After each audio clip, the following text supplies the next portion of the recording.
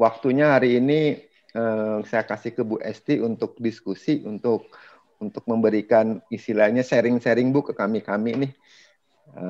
Di industri broker properti, karena jujur aja kalau kita bicara properti tentunya kita harus bersinergi. Selain bersinergi dengan bank, tentunya kita bersinergi dengan notaris gitu loh. Kalau tidak ada notaris kan tidak ada akad kredit, tidak ada penjualan gitu kan. Kebetulan Bu Esti ini udah kenal lama dengan kita, jadi beberapa kali juga kita, bukan beberapa kali Bu Esti ke kantor kita. Sudah sering. Beberapa kali Bu Esti ke kantor kita, tapi yang paling sering kita ke kantor Bu Esti gitu loh. Gak apa-apa, boleh tuker-tukeran saya datang, boleh nggak apa-apa, senang. Oke, jadi hari ini kita sharing aja karena kita santai malam nih, ngobrol properti malam. Jadi Bu Esti, yang mau bertanya ntar silahkan, atau mau di chat ntar saya bisa bacain ya. Kalau ada apa ntar saya bisa bacain. Oke lah, sekaligus saya jadi moderator hari ini nih. Ya, oke. Untuk waktu dan tempat saya persilakan buat Ibu Esti. Mangga Bu Esti. Ya, terima kasih Pak Margo atas waktu yang diberikan kepada saya dan undangan malam ini. Baru sekali Zoom begini malam-malam. Ya, nggak apa-apa, tapi enak juga ya. Ya, assalamualaikum warahmatullahi wabarakatuh. Salam sejahtera buat kita semua ya. Udah berapa orang nih yang hadir? Coba kelihatannya ada berapa ya? Ada 25 Bu. 1000 Bu, 1000. Sama. Oke. Saya akan sedikit memberikan wawasan atau membahas kepada pemula-pemula daripada anggota-anggota dari Century 21. Prioritas ya, Century prioritas. Yaitu sering kita akan memulai suatu transaksi jual beli, itu saya berharap dari tim Century itu sudah ahli. Apa sih syarat-syaratnya? Saya akan kirim nanti ke kantor by email. Syarat jual beli adalah kalau yang sudah bersertifikat tentu sertifikatnya. Kemudian yang kedua adalah KTP yang ada di dalam sertifikat. Misalnya atas nama Pak Margo. Tentu KTP Pak Margo harus dilampirkan. Kenapa dilampirkan? Karena untuk dilakukan sekarang namanya validasi dan pengecekan. Kemudian kartu keluarga dari Pak Margo, KTP Pak Margo beserta istri. Kenapa dibutuhkan KTP suami istri? Karena harta itu atau rumah itu merupakan harta bersama yang diperoleh selama pernikahan. Kalau Pak Margo sebelum nikah udah beli rumah, itu nanti pada saat menjual tidak perlu menghadirkan istri. Atau yang kedua, pada saat mau melakukan transaksi jual beli, Pak Margo mengadakan pisah harta. Perjanjian kawin. Sertifikat yang atas nama Tuan Margo itu milik Tuan Margo. Namun kalau yang atas nama istri tetap adalah milik istri. Pada saat menjual tidak perlu persetujuannya. Itu kemudian NPWP. NPWP kenapa dibutuhkan? Itu dibutuhkan untuk waktu pembayaran pajak, kita memasukkan nomor NPWP. Kemudian selain itu PBB tahun berjalan. Cukup satu aja, misalnya PBB 2020. Karena apa 2020? Karena dilaksanakannya tahun 2020. Kita cukup dikasih tahun 2020, kita sudah bisa online, kita akan tahu berapa tahun yang menunggak atau terlupakan. Kira-kira itu syarat yang penting untuk bertransaksi. Saya mengalami beberapa waktu yang lalu, transaksi dia bilangnya anaknya hanya ada warisan ini. Kebetulan ibunya meninggal, tinggal bapaknya. Siapa yang harus melakukan transaksi jual beli? Adalah yang hidup terlama. Misalnya yang meninggal ibu, nah yang hadir adalah ahli warisnya, suami atau bapak dengan anak-anaknya. Namun dalam perjalanan dia membuat keterangan waris. Syarat kalau ada, tadi jual beli biasa ya. Sekarang saya bahas tentang jual beli di mana orang tuanya atau salah satu dari orang tuanya meninggal dunia. Jadi nanti saya kasih form, syarat jual beli yang biasa, yang umum adalah semua yang pemilik dari sertifikat itu masih hidup semua yang pertama tadi. Kemudian yang kedua, apabila salah satu sudah tutup usia, yang di dalam sertifikat misalnya sudah tutup usia, sehingga kita memerlukan adalah ahli waris dari yang masih hidup, pasangan hidupnya dari misalnya di dalam sertifikat ada Tuan A, yang meninggal Tuan A, kemudian yang menjadi ahli waris adalah Nyonya A dengan anak-anaknya. Kemudian itu yang dibutuhkan satu adalah sertifikat tetap. Kemudian keterangan waris, akte kelahiran dari anak-anak yang meninggal dunia. Kemudian NPWP selalu harus ada. Kenapa NPWP harus ada? Karena NPWP itu akan dimasukkan dalam pembuatan pajak penjual, pajak waris, pajak pembeli, gitu. Semua harus ada NPWP dari pihak penjual dan dari pihak pembeli harus ada. Itu sudah mutlak.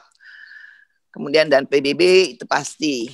Kalau ada yang meninggal dunia, maka kita harus jeli melihatnya. Kalau dia WNI, cukup keterangan warisnya ada dibuat oleh lurah dan camat. Namun kalau dia WNI keturunan, harus dibuat keterangan waris di hadapan notaris. Kalau dia keturunan Hindia misalnya, itu harus dibuat di BPHN untuk yang keturunan Hindia. Di BHP, Balai Harta Peninggalan Negara. Itu syaratnya. Kalau jadi jual beli tidak kalau sudah meninggal itu harus diamati dengan cermat. Apakah dia WNI keturunan atau WNI biasa? Kalau WNI keturunan biasanya dia tunduk pada BW, hukum perdata. Dia harus pakai keterangan waris yang dibuat di hadapan notaris. Ya, kira-kira gitu. Nah, saya pernah mengalami, yaitu misalnya dibuat orang WNI, dibuat keterangan waris, tapi salah satu ahli warisnya dihilangkan. Nah, itu saya akan bertanya dengan pelan-pelan dan harus hati-hati. Ibu, Bapak, apakah benar ahli warisnya itu hanya 2 orang atau 3 orang? Oh, benar, Bu. Kemudian saya sebagai seorang notaris, kita pernah belajar psikologi, hati saya akan terus bertanya, oh baik Bu, kalau gitu cukup ini saja. Dalam pelaksanaannya sudah nanti kita tanda tangan 2 hari kemudian setelah pengecekan. Nah, selama menunggu 2 hari itu, saya akan cari di mana letak keberadaan aset itu yang akan dijual. Saya akan tanya RT RW-nya. Benarkah Tuan A ini anaknya cuma 3? Ternyata anaknya 4. Itu kalau kita jalani, itu kita 3, 4, atau 10 tahun kemudian kita akan digugat. Tentunya dari broker pun akan turut menjadi ikut tergugat. Karena tidak jeli melihatnya. Ya walaupun kita tidak salah, kita dibohongi. Namun sebaiknya apabila kita lebih hati-hati, kita tanya sama RT RW, benar nggak anaknya 3? Nggak taunya ternyata anaknya 4. Nah, saya bilang, ini yang anak keempat mana? Oh, sudah meninggal, Bu. Kan nggak usah dimasukin. Oh, tidak. Yang sudah meninggal itu anaknya misalnya 2. Ya 2-nya itu juga ikut sebagai ahli waris pengganti dari orang tuanya. Itu rumah warisan. Saya pernah juga menangani rumah warisan yang diberikan kepercayaan kepada saya dari Century. Itu sempat bermasalah juga. Namun kalau kita perlahan kita urai satu persatu itu insya Allah akan beres semuanya. Kira-kira itu jual beli biasa. Kalau jual beli yang tidak biasa ya itu tadi seperti warisan, kemudian hibah, kemudian APHB. APHB apa sih? Akte pembagian harta bersama. APHB itu misalnya Pak Margo punya rumah, kemudian orang atas nama orang tuanya sudah meninggal, mau dibeli sama Pak Margo sendiri karena Pak Margo kan sebagai pimpinan dari RB atau sebagai apa Pak sekarang humasnya ya Pak? Humas Kan, tuh. ya pasti duitnya udah banyak kan. Amin.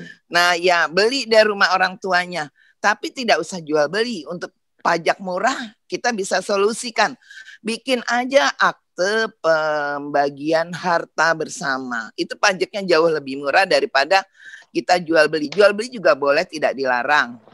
Itu yang khusus ya.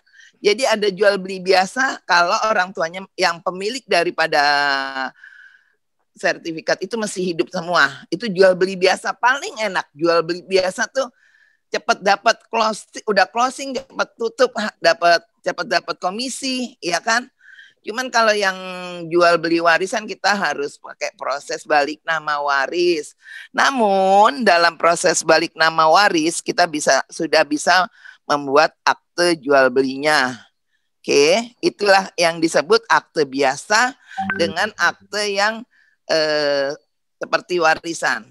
Kemudian ada ketiga. Tadi ada beberapa kali dan saya alhamdulillah sudah ratusan kali menangani. Gimana ya Bu? Kalau sertifikat sedang dijaminkan di bank, padahal sudah mau dijual. Oh gampang.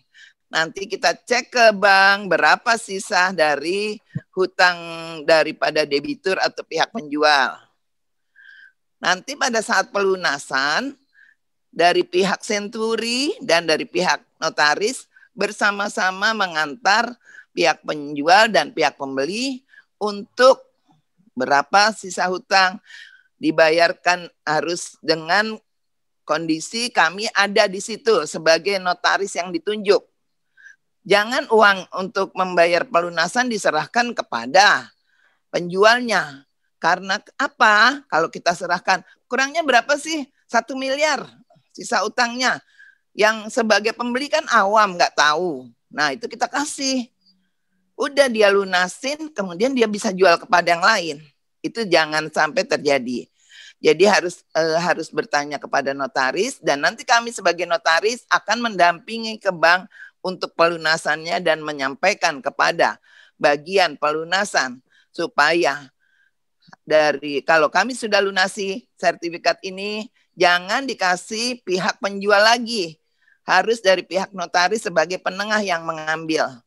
Setelah itu kami lakukan roya. Kenapa roya? Karena di situ masih atas nama bank. Kita harus minta bukti lunas sama bukti surat roya. Nanti akan kita roya kepada ke BPN. Sambil proses roya, menunggu kita boleh bikin PPJB, nggak apa-apa. Kira-kira seperti itu. Kalau banyak loh yang sedang dijaminkan dijual karena kondisi COVID begini, sehingga saya akan sarankan hati-hati untuk bertanya kepada notaris. Nanti akan saya kasih kisi-kisi supaya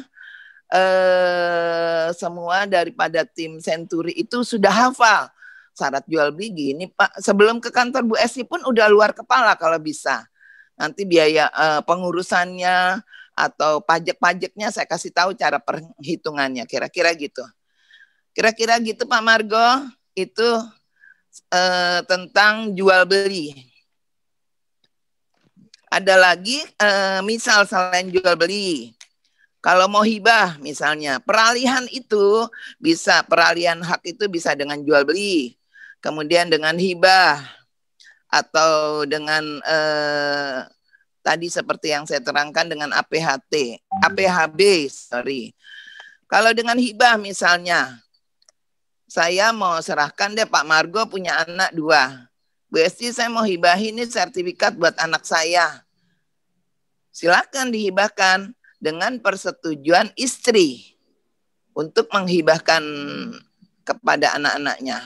Jadi peralihan bisa dengan jual beli, dengan warisan, dengan hibah, dengan APHB. Kira-kira itu sederhana sebenarnya, kalau kita sudah sering mengalami itu sudah sangat mudah. Sekarang ini ada kemarin beberapa kendala yang saya lakukan ke pertanahan. Contohnya di Bogor. Di Bogor itu kantor pertanahannya sering buku tanah waktu pada saat kita ngecek itu sering bukan hilang ya, terselip katanya. Itu yang membuat kami kerja bolak-balik ke pertanahan. Saya juga suka nggak enak sama klien. Sampai sekarang ada yang sudah 1 bulan. Semua terselip katanya buku tanahnya. Jadi tidak bisa cepat untuk melakukan transaksi jual beli gitu kira-kira. Jadi kalau kita mengalami ada transaksi jual beli di Bogor, kita akan bilang dengan klien kita supaya agak lebih sabar. Walaupun dikasih uang dalam jumlah besar itu agak sulit kira-kira. Proses roya itu kalau normal 1 bulan. Normal, karena kita sedang tidak bisa bertatap muka di kantor pertanahan, ya mungkin lebih 1 minggu gitu. Kira-kira seperti itu. Roya itu apa sih? Roya itu mencoret nama bank supaya menjadi kembali nama pemilik awal. Sehingga penjualnya nanti pemilik awal, bukan bank lagi. Kenapa? Karena kita sudah lunas. Lagi. Ya, kira-kira gitu. Jual beli seperti itu Pak Margo. Apalagi mungkin yang ada di pikiran yang belum jelas daripada yang muda-muda ini, kalau mau tanya monggo silakan. Sekian Pak Margo. Thank you Bu Esti. Jadi tadi ada pertanyaan nih dari Ibu Susana ya. Ini aktif nih Bu. Iya. Marketing baru tapi aktif banget ya. Jadi dia nanya mengenai roya ya. Jadi karena kondisi seperti ini dibilangin sama Bu Esti. Jadi masa waktunya sebulan plus lah seminggu kurang lebih karena kondisi ya. Karena kondisi kan pemerintah juga kan sama menerapkan kerjanya 25% dari total semua. Yang tadinya harus 2 hari karena mungkin sebagian nggak masuk, mungkin bisa 4 atau 5 hari gitu. Ya Bu Susana ya, thank you Bu Susana. Udah nanya di chat, silakan mau nanya dibuka mic-nya juga ya, atau mau nanya lagi kendala seperti apa. Tadi sih tertarik mengenai ini Bu ya, saya yang Ibu bicara ke saya tuh mengenai ini Bu. Sertifikat dijaminkan di bank gitu kan. Berarti gini, saya mau nanya dulu. Sering sekali Pak Margo. Sertifikat dijaminkan di bank, jadi sertifikat itu disekolahin lah ya. Terus dia nggak bisa bayar. Kan lagi banyak nih sekarang nih. Lagi zamannya relaksasi, jadi orang tuh usahanya terganggu, cicilan bulannya juga tersendat. Akhirnya bank mengeluarkan untuk ada lelang kan, mau disita lah ya.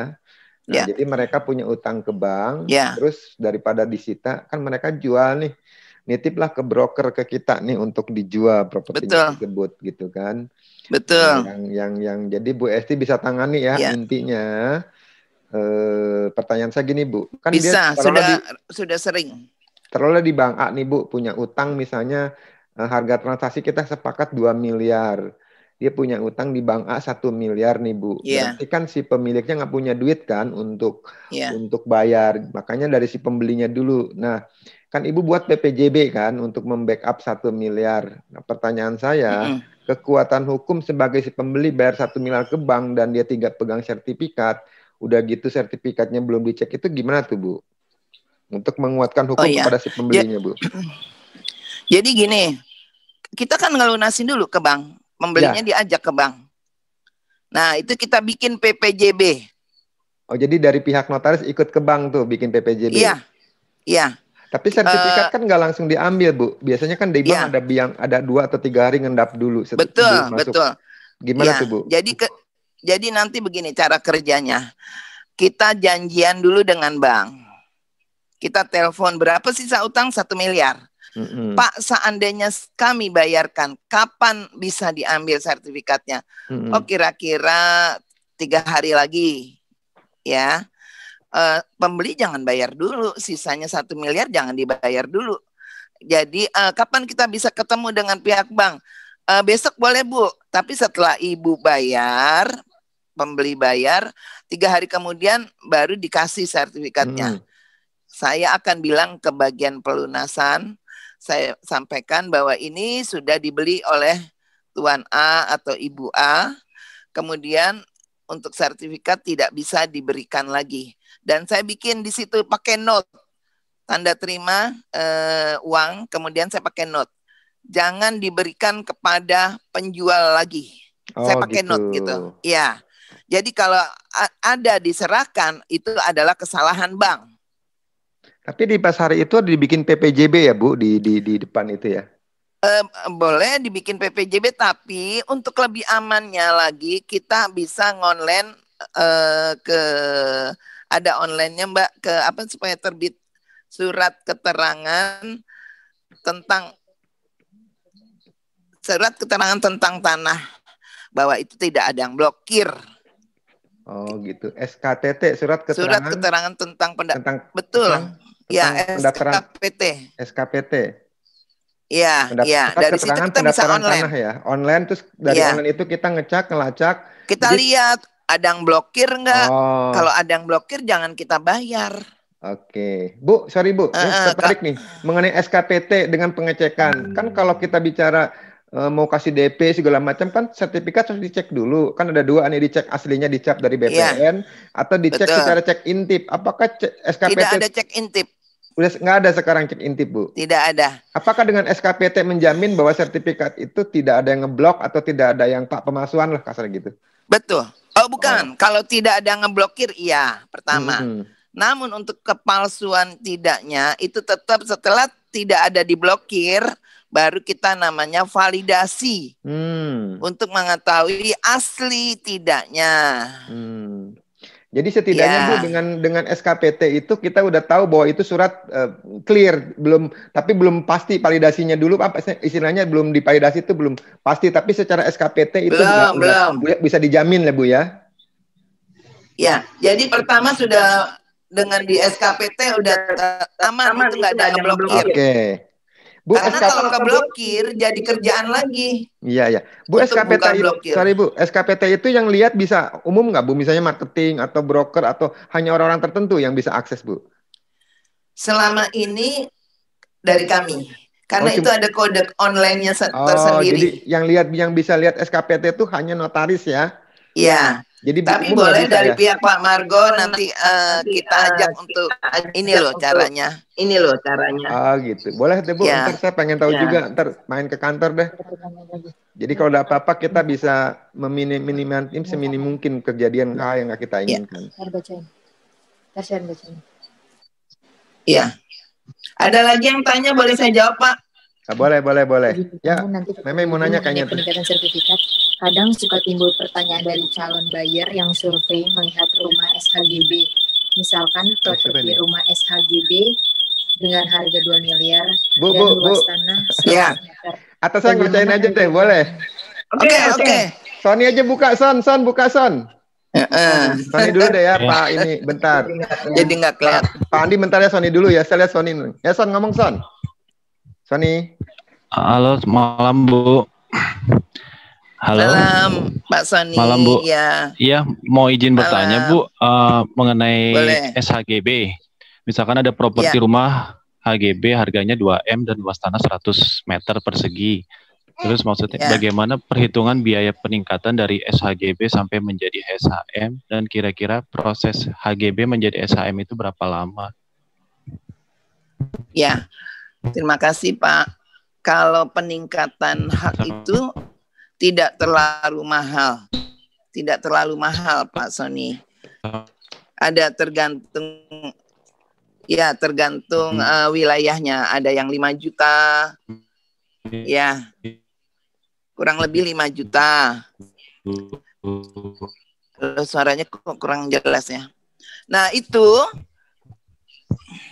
peningkatan hak itu sangat mudah. Jadi saya tadi kedatangan tamu, Bu Esti, bisa nggak saya tingkatin hak? Ya, hak daripada HGB sertifikat saya, HGB mau saya tingkatkan. Oh bisa. Syaratnya harus ada IMB.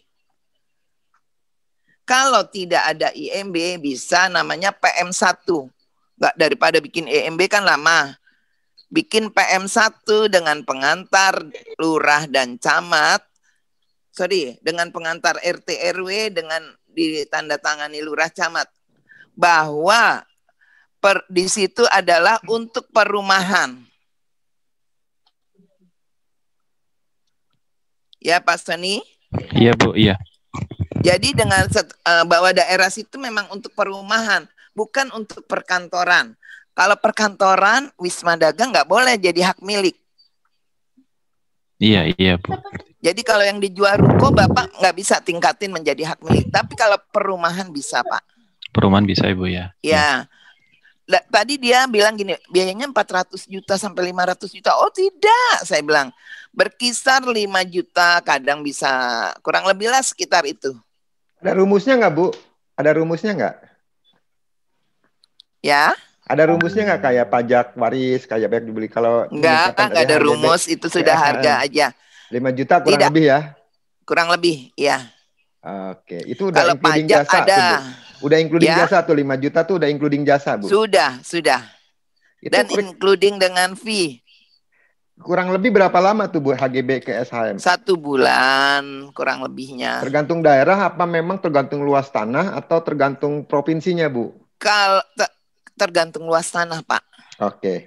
Kalau luas tanahnya lebih luas ya berarti tidak 5 juta di atasnya dan biasanya pengurusannya kalau lebih luas 2 bulanan lah. Karena akan diperiksa lebih mendalam oleh BPN. Pak Sony, ada pertanyaan lagi Pak Sony? Apa lagi Pak? Pak Sony bentar Bu. Oke Pak Sony. Udah terima kasih Bu. Kalau ada hidup Bu Esti. Kalau ada peningkatan ke Bu Esti ya. Oke, siap. Oke Pak Andi. Udah jelas belum Pak? Pak Sony kayaknya tadi masih mikir deh.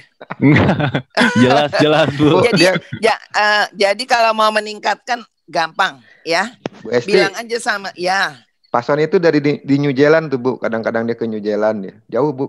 Boleh kita diajak nanti ya. Ya. Kalau udah sering closing deh, aku sering tanda tangan dia dari Pak di New Zealand, amin. Bu, jauh Bu. Ya amin. Oke, sekarang Pak PSM, Pak Andi, Pak Andi buka Pak Andi. HGB di atas HPL. Ya. Nah, Pak Andi ini siapa? Pak Andi dulu ya, bentar ya. Oh ini Agung, bentar ya Gung. Malam. Ya Pak Andi dulu. Iya. Ya. Bu mau nanya Bu, ya ini kasusnya kan istri saya ya Bu ya. Ya.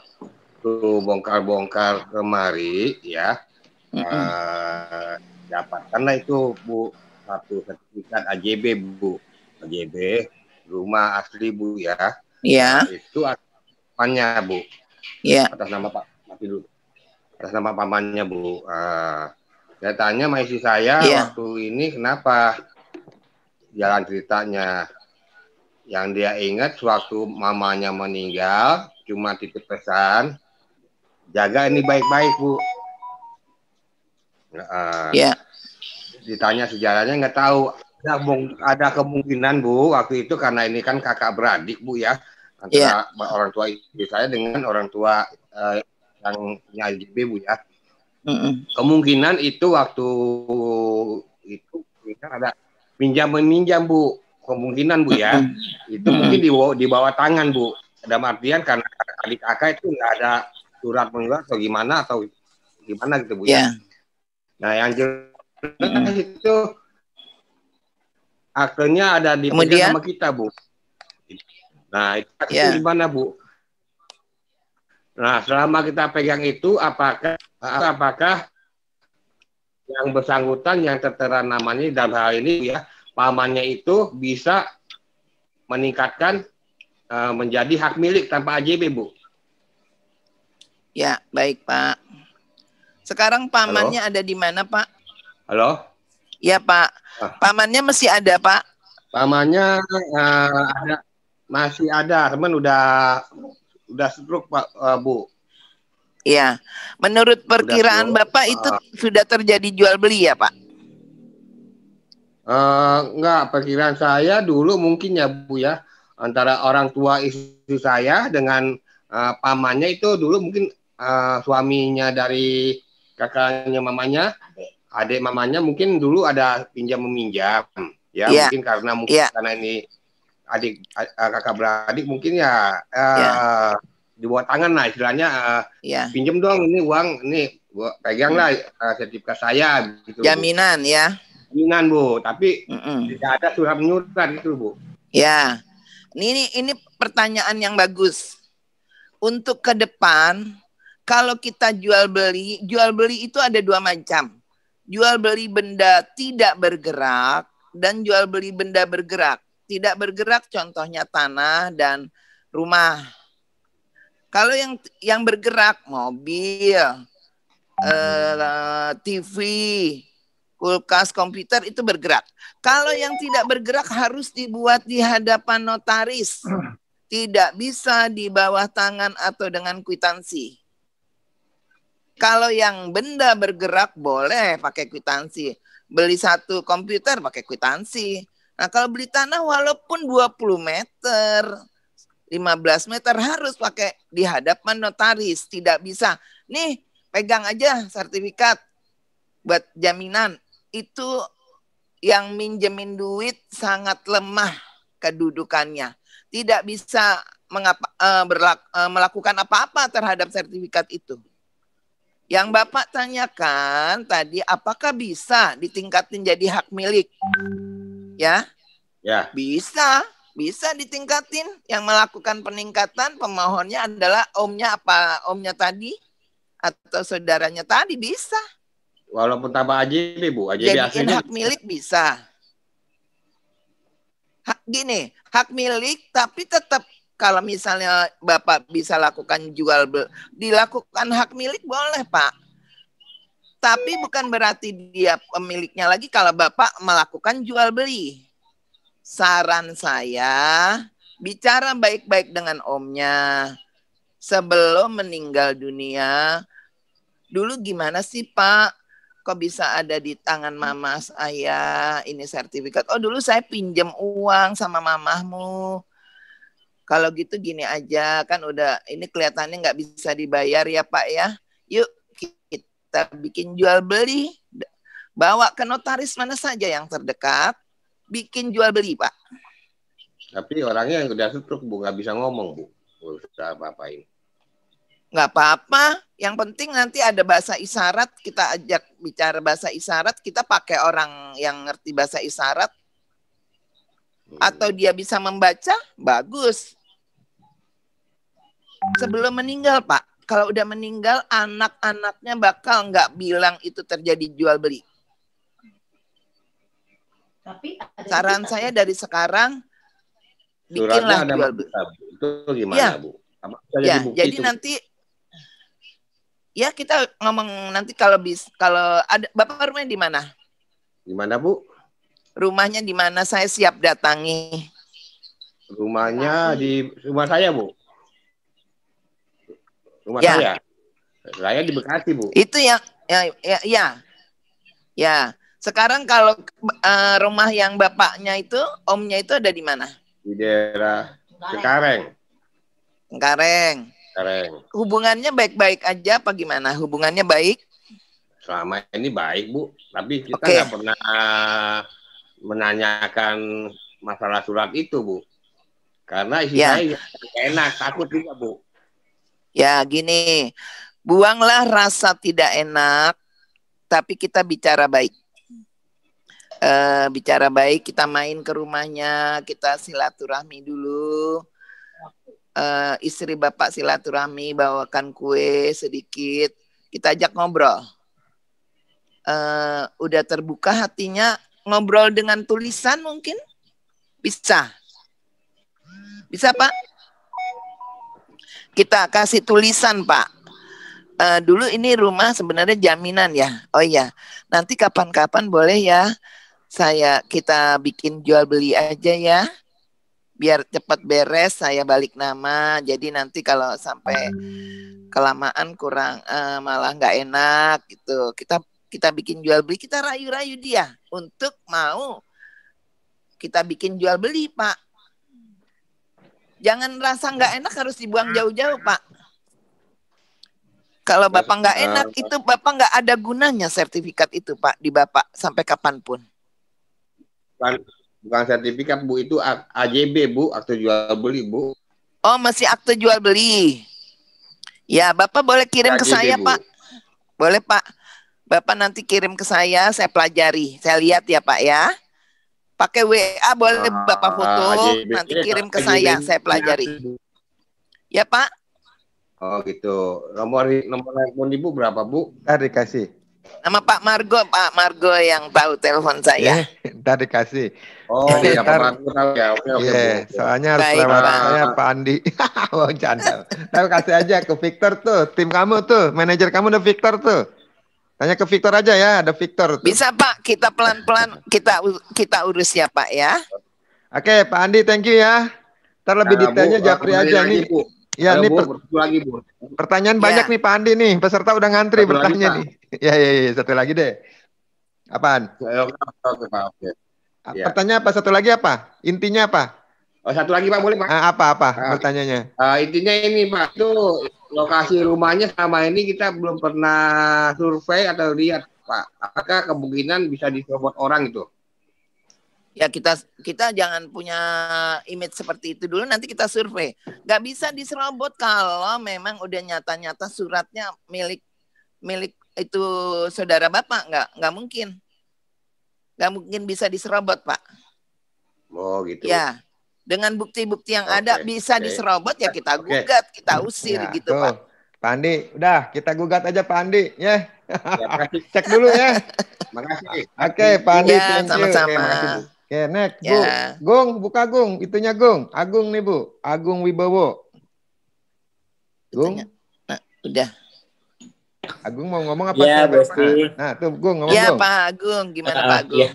Iya, Bu Esti, kemarin kan saya habis closing Puri Park View, klien saya nanya, ini kan apartemen kan HGB-nya 30 tahun, diperpanjang 20 tahun. After 50 tahun itu, apakah bangunannya dirubuhkan atau HGB-nya bisa diperbaharui lagi gitu, Bu, gitu. Saya nanya itu, Bu. Iya. Selama ini bisa diulang dari 30 jadi 20. Kemudian diperpanjang lagi jadi 30. Memang bergantian 30 20 gitu. Seperti itu. Namun kalau soal dirubuhkan itu yang tahu hanya dari developernya. Kita tidak tahu. Dari notaris tidak tahu akan berapa lama lagi akan dibongkar. Memang rata-rata apartemen itu selalu dibongkar dalam masa waktu berapa tahun. Tapi mungkin bisa nanti kita tanyakan ke bagian pemasaran. Oh, jadi maaf. Ya Pak. Ada suaranya tuh. Gimana Pak Agung? Pak Agung. Gung, suaranya nggak ada, Gung. Halo.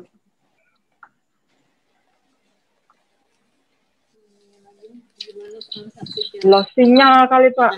Oh, lost sinyal ya. Hujan, nggak apa-apa. Jadi Bu Esti bisa diperpanjang ya 20 plus 30. Itu diperpanjang lagi 30 ya. Nanti, bergantian begitu, Pak. Oh, bergantian ya. Jadi kalau masalah tadi Agung bertanya apakah bisa dibongkar itu gedungnya itu tergantung dari pasti dibongkar. Oh gitu. Pasti dibongkar, iya pasti. Cuman waktunya yang kita bisa tanyakan ke bagian marketingnya. Oke, Bu. Atau legalnya. Oke, Pak Agung, ya. Japri aja ya, Pak Agung bisa ya. Saya bacain dah supaya nggak ini nih dari Ujang, Bu. Ujang dari Bandung nih kayaknya nih, Bu. Orang Sunda nih, Ujang nih. Ya, izin bertanya, Bu. Kalau transaksi secara bertahap, pengikatannya seperti apa? Biasa saya transaksi lahan. Biasanya transaksi lahan oleh developer kepada pemilik lahan. Ya, biasanya kalau bertahap itu dibuat pengikatan jual beli termin. Namanya bertahap itu. Di situ akan diberitahu termin pertama bayar 200 juta.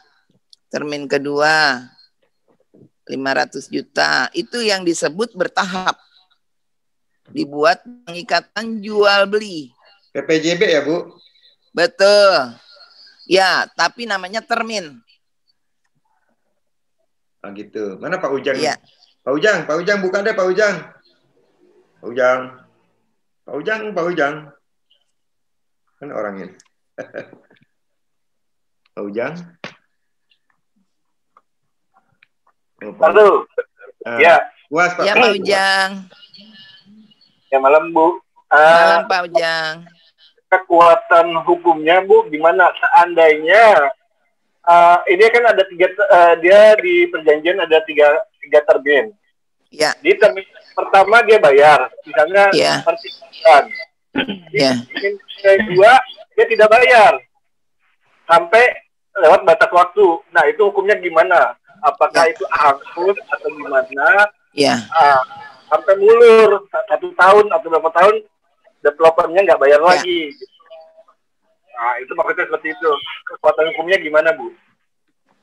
Ya. PPJB itu dibuat aturannya. Pada saat termin pertama menuju ke termin kedua, apabila lewat waktu, misalnya harusnya tanggal 6. Tanggal 6 adalah termin kedua. Namun terlambat, kita beri waktu 2 minggu dengan penalti. Setelah 2 minggu, diskusi lagi maunya apa pada saat transaksi pertama, Pak Agung.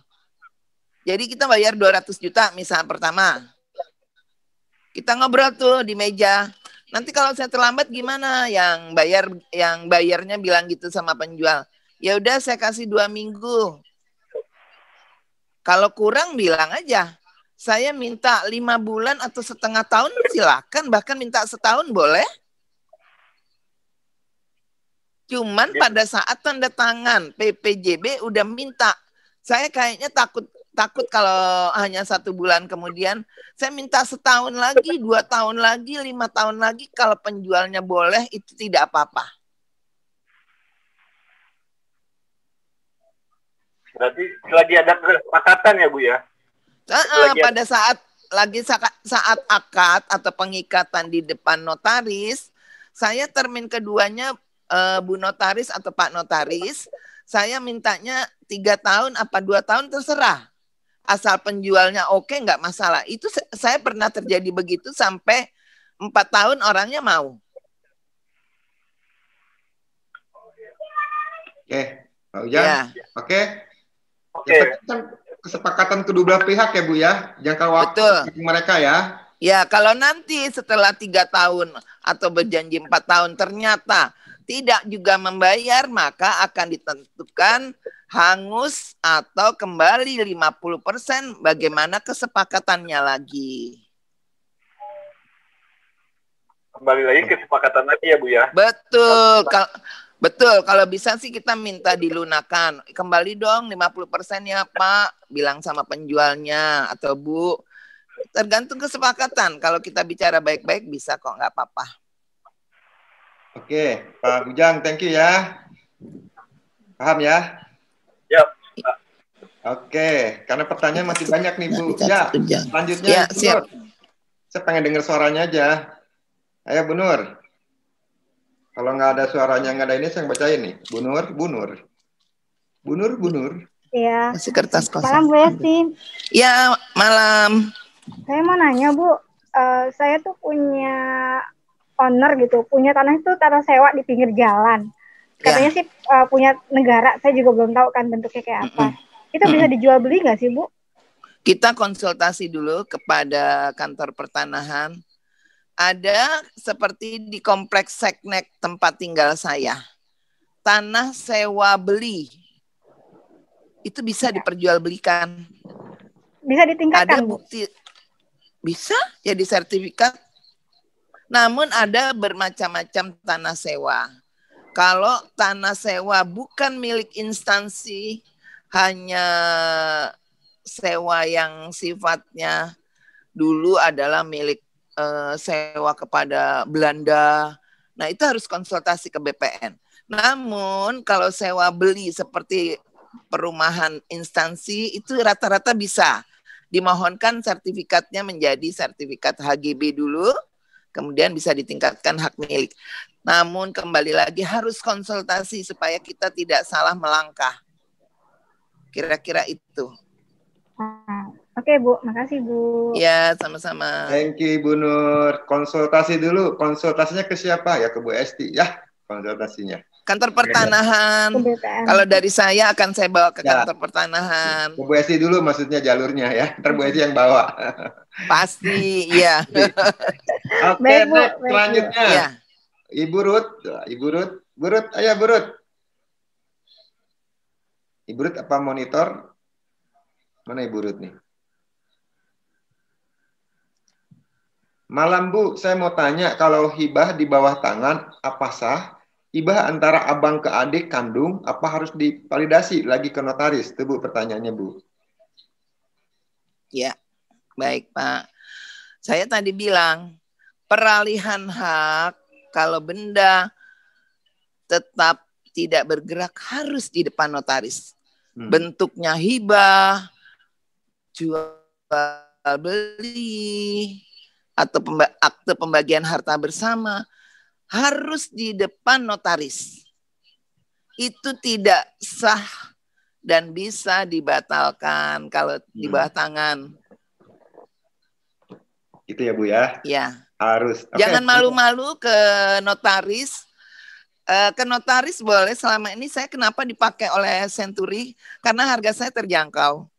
Alhamdulillah di masa COVID ini saya justru banyak transaksi. Amin. Jadi jangan malu-malu Bu, konsultasi saja sama saya. Kalau Pak Margo ACC harganya boleh murah sekali ya saya ikut aja sama Pak Margo. Kan juga harus izin Pak Margo. Pokoknya harganya terjangkau, Bu. Oke. Ibu harga di saya, Ibu jangan khawatir. Bentar, Bu. Ibu Ruth. Ibu Ruthnya kemana nih? Dia pertanyaannya 2 soalnya. Satu lagi nih. Ibu Ruth. Wah, Ibu Ruthnya enggak. Bisa bacain deh. Satu lagi nih, Bu. Kata Ibu. Boleh.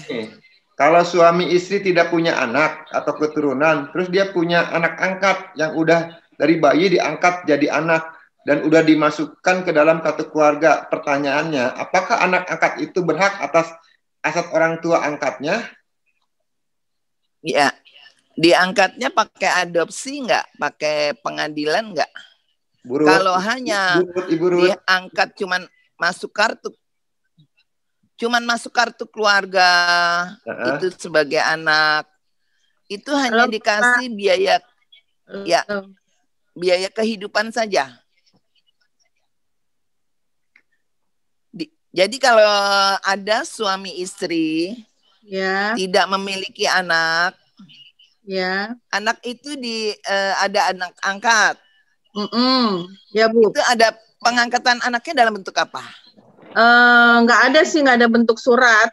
Dia jadi dia angkat aja, terus dari bayi, terus keluarganya semua udah pada tahu kalau itu anaknya. Nah, terus kan ini suami istri ini udah almarhum, apakah dia berhak itu atas aset-asetnya dari orang tua angkat itu? Ya, jadi pertama aset yang dari orang tua angkat itu, apalagi ini tidak diangkat secara resmi, itu hanya akan diberi istilahnya uang kehidupan sampai dia dewasa.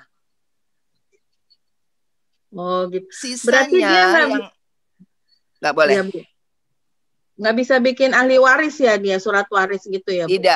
Tidak bisa. Tidak bisa, apalagi tidak diangkat. Berarti kalau seandainya orang tuanya itu sertifikatnya atas nama orang tua, berarti nggak bisa balik nama ke anak angkat anak itu angkat, ya, tidak bisa. Itu akan lari kepada saudara kandung Gono dan Gini.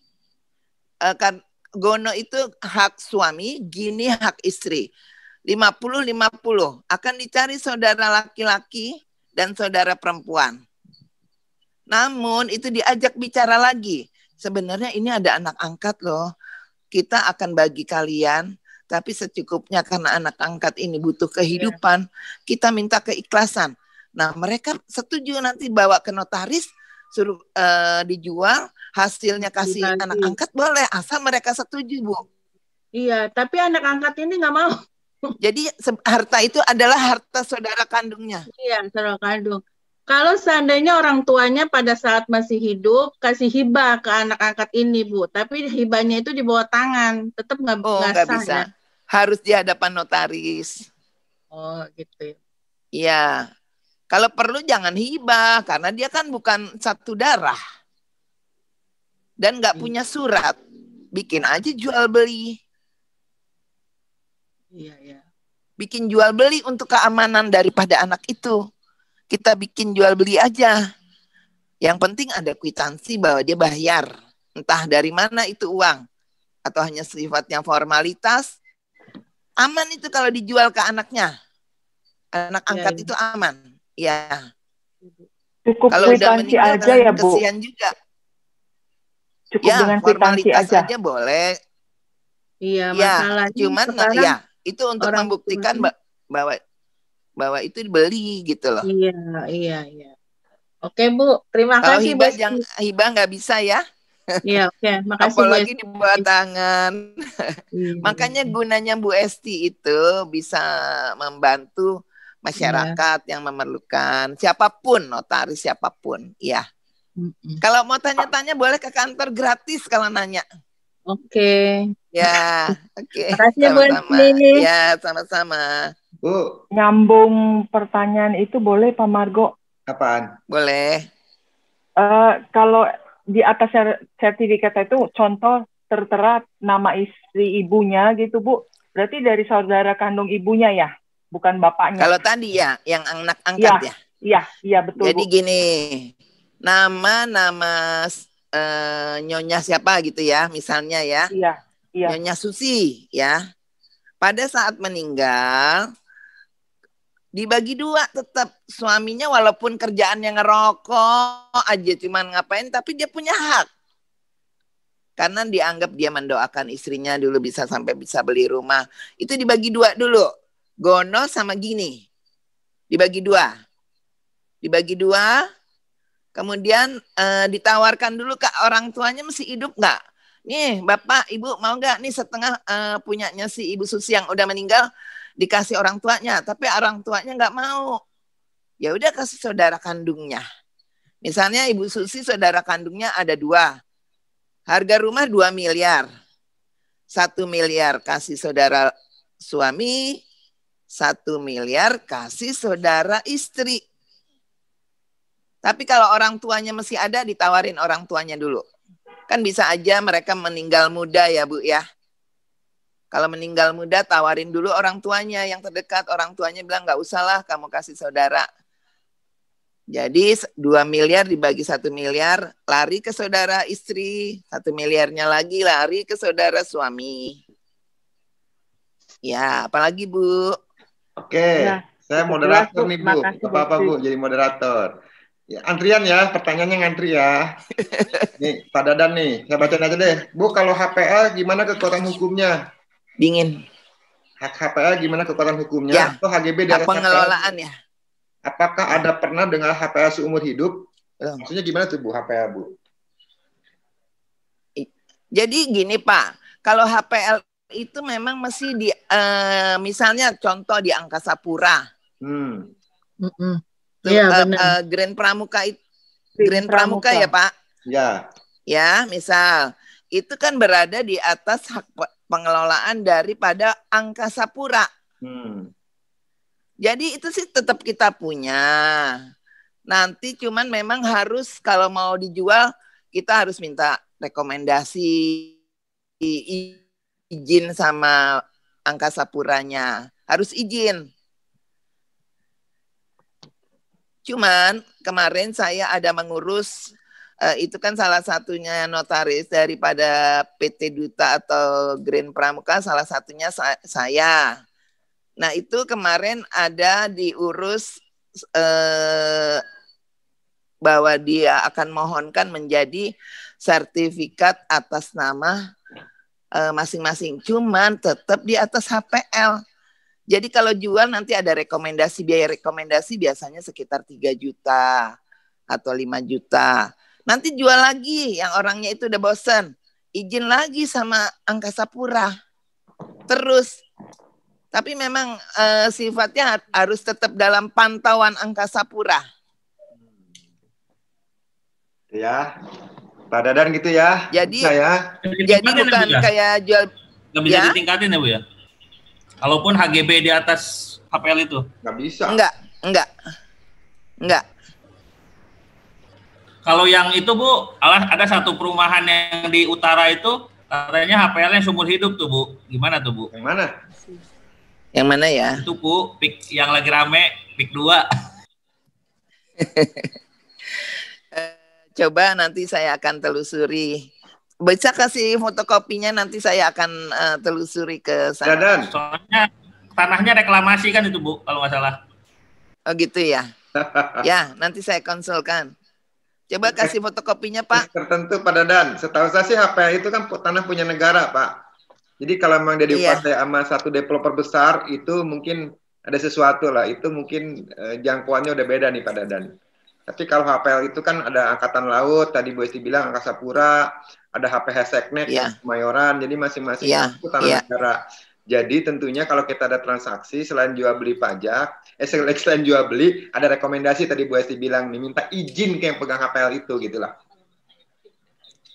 Iya.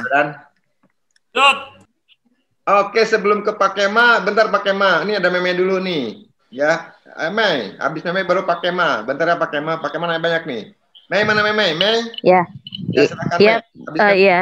Selamat malam Bu Esti. Malam Mbak Mei. Esti ada yang nanya ke saya nih kebetulan. Iya. Jadi gini Bu, dia kan baru nikah udah setahun nih Bu. Iya. Nikah setahun. Nah suaminya ini punya orang tua. Maksudnya punya harta gitu, punya orang tuanya. Nah orang tuanya ini dua-duanya udah meninggal nih Bu. Nah dua-duanya udah meninggal. Nah ini sertifikat belum balik nama ke anaknya. Nggak selang berapa lama si orang tuanya meninggal, dua-duanya udah meninggal, anaknya yang ini meninggal juga gitu. Nah saya mau tanya, sertifikat ini kan masih atas nama si bapaknya. Anaknya udah meninggal. Nah, apakah istrinya akan dapat harta itu atau ke saudaranya bapak yang meninggal itu gitu? Belum yang punya anak ya? Bapak yang ada di sertifikat. Belum punya anak, Bu. Ya. Belum. Jadi gini, jadi sertifikatnya itu masih nama yang lama, tidak bisa dialihkan kepada pasangan hidupnya. Kenapa? Karena pasangan hidupnya itu bukan satu darah. Akan lari kepada tadi lagi saudara dari pihak istri. Udah otomatis seluruhnya, bukan pakai gonogini itu. Bukan dari yang meninggal, yang harusnya yang berhak kan anak yang cowok. Ini bukan istrinya. Istrinya kan baru setahun. Yang meninggal suaminya Bu. Yang ahli waris sebetulnya suaminya. Ahli warisnya suaminya. Nah sertifikat itu atas nama bapaknya suaminya ini, suami teman saya. Nah itu berarti turunnya ke saudaranya bapaknya. Enggak, maksudnya gini Bu. Sebentar, saya tulis ya. Ini sertifikat nama siapa? Sumpahnya namanya Pak Margo gitu kan ya Bu. Umpamanya Pak Margo. Pak Margo ini punya anak namanya Pak Dadan umpamanya gitu kan. Iya. Nah, Pak Dadan ini nikah. Nah, Pak Dadan ini nggak lama setelah nikah, baru setahun meninggal. Maaf Pak Dadan, maaf, amit-amit. Jangan Pak Dadan. Yang lain deh, Pak Budi. Pak Budi. Nah, Pak Budi ini baru setahun menikah. Meninggal. Ya. Meninggal. Nah, harta yang hartanya ini jatuhnya berarti ke keluarga ayahnya ya, Bu ya? Iya. Bukan istrinya tidak bisa. Oh, iya. Istri kan bukan darah daging, bukan darah dari daging dari Pak Margo. Berarti dari keturunan bapaknya ya, Bu? Betul. Baik, Bu. Ada lagi Mbak Mei? Kasihan ya. Paling uang kerohiman ya, Bu. Ya, rasa pernah menjadi pasangan hidupnya. Baik, Bu. Ya, udah itu aja, Bu, pertanyaannya. Soalnya ada yang nanya. Oke. Bu Esti, makasih, Bu. Sama-sama. Ya, Kema. Mana Kema nih? Tanah Negara, Kema. Mana Pak Kema? Loh, mana dia orangnya? Ya, Pak. Selamat malam, Pak. Ya. Ya, Assalamualaikum, Pak. Ya, Ibu, Assalamualaikum, Bu. Bu Esti, selamat malam. Ditutup tuh itunya tuh. Bisa dengar, Bu? Bu, dibuka, Bu, itunya, Bu. IPhone-nya, Bu. Sorry, bentar. Bu, dibuka, Bu. Mana sih? Ya, selamat malam, Bu. Malam. Bu Esti, salam kenal. Saya ini member di Pak Margo ya. Iya, salam kenal juga. Semua member di saya. Yuk, bertanya. Kamu ya, bertanyanya panjang-panjang, singkat. Oke. Jadi poinnya gini, Bu. Saya kan tinggal di komplek, Bu. Iya. Orang tua ya. Komplek apa? Jadi itu komplek Pertamina, Bu. Oh iya. Jalur hijau. Iya. Oke. Nah, jalur hijau itu dulu pernah ada pom bensin. Nah, pom bensin itu punya sertifikat. Iya. Kemarin dibeli sama DKI. Baik. Sekitar 33 M dapat ya. Nah, di sebelahnya itu ada jalur kosong, masuk jalur hijau, belum ada sertifikat. Ya. Oke. Terus jadi itu masuk jalur Pertamina ya. Maksudnya dulu PBB-nya semuanya yang bayar Pertamina, termasuk taman di komplek. Nah, sekarang pertanyaan saya, apakah bisa lahan itu setelah 20 tahun karena mau dijarah zaman reformasi, itu boleh nggak saya tingkatin menjadi HGB? Karena di sebelahnya juga sudah membuat sertifikat. Karena RT-nya itu kan wilayah saya. Kebetulan saya sekretaris RT. Jadi dia pernah mau mengajukan KTP.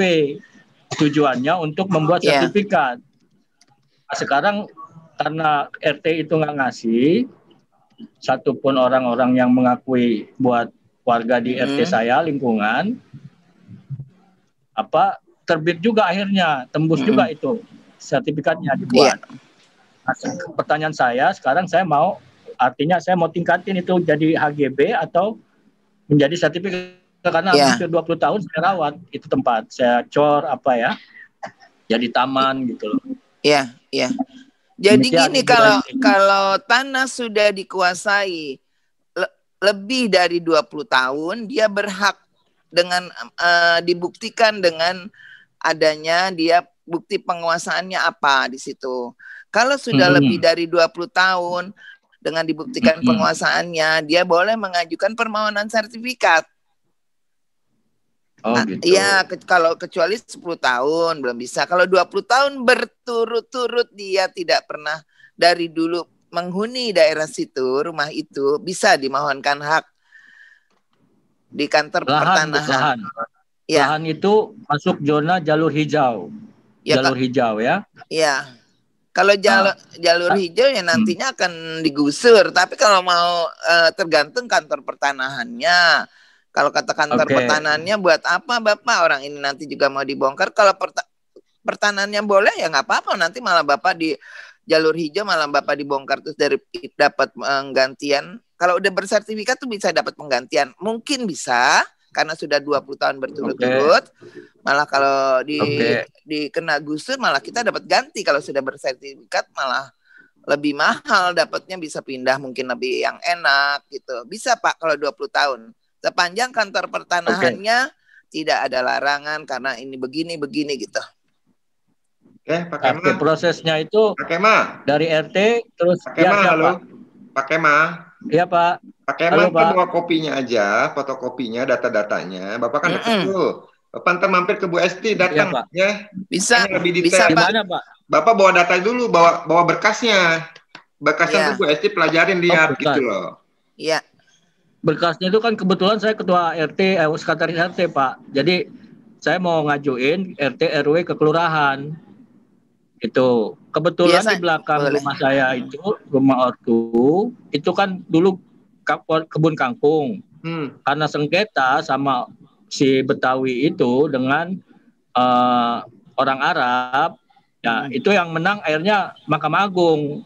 Mahkamah Agung bikin 15 lantai persis jadi sekjen sekarang, sekjen sekretaris jenderal Mahkamah Agung. Jokowi juga pernah melantik di situ, kantor itu. Ya. Nah, semoga bisa ya Pak. Ya, bersebelah-sebelahan. Kapan Ibu bisa ada waktu ya Bu di kantor ya Bu? Boleh, silakan Bapak mau datang hari. Teleponnya sama Pak Margo. Oke, nanti saya referensi dari Pak Margo. Bisa nanti dijadwalkan ya Pak ya. Saya kadang WFH, satu hari WFH, satu hari ke kantor. Ya. Boleh. Ya, terima kasih Pak Margo ya. Ya, terima kasih Ketua RT. Bapak tuh Ketua RT apa Ketua RW sih?